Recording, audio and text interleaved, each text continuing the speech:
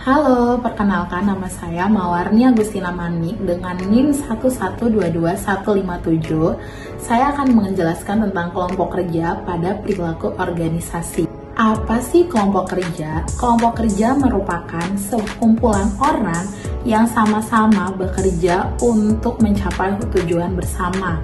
Adapun contoh dalam kelompok kerja di dunia nyata. Yang pertama adalah tim penjualan. Kelompok ini tugasnya adalah menawarkan produk kepada orang lain agar jualannya laku. Yang kedua adalah tim pengembangan produk.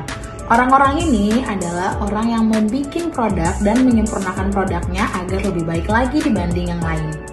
Yang ketiga adalah tim pemasaran. Tim ini membuat strategi biar produknya itu laku dan dikenal banyak orang. Selain itu, ada juga tujuan pembentukan kelompok kerja dalam organisasi. Yang pertama adalah meningkatkan kolaborasi dan sinergi. Kerja bareng dalam tim dan membuat anggota saling mendukung dan hasilnya lebih maksimal. Yang kedua adalah mempercepat penyelesaian tugas. Dengan adanya tugas yang dibagi-bagi, pekerjaan dapat cepat selesai dan lebih oke dibanding bekerja sendirian. Yang ketiga, ada memanfaatkan keahlian yang berbeda. Setiap orang punya keahlian yang berbeda dan keahliannya juga pasti unik-unik. Jadi kalau semuanya digabungkan, maka pekerjaan akan cepat selesai, tidak ada masalah.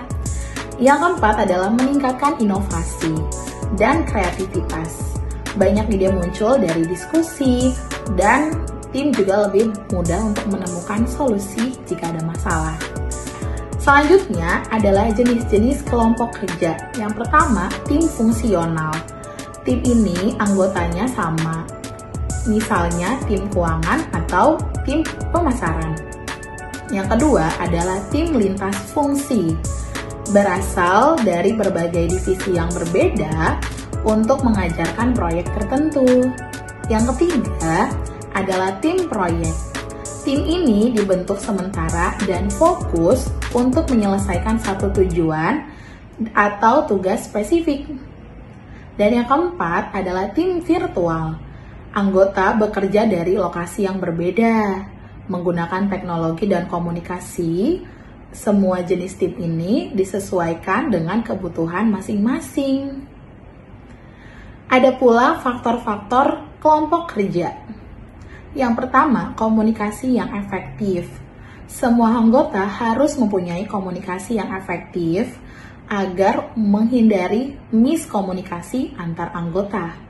Yang kedua adalah kepemimpinan. Pemimpin yang baik dan memiliki motivasi untuk para anggotanya akan mengarahkan untuk tujuan bersama.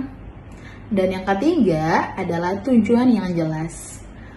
Semua anggota harus paham yang ingin dicapai oleh masing-masing anggotanya untuk tujuan bersama.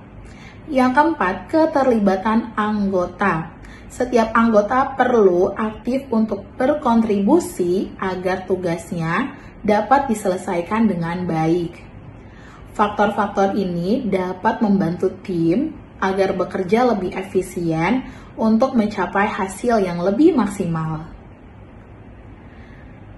Ada pula tantangan dalam kelompok kerja. Yang pertama, perbedaan pendapat. Diskusi bisa jadi konflik kalau perbedaan pandangan tidak dikelola dengan baik. Yang kedua, kurangnya koordinasi. Jika anggota tidak saling berkoordinasi, tugas bisa berantakan dan tidak efisien. Yang ketiga, tingkat keahlian yang berbeda-beda.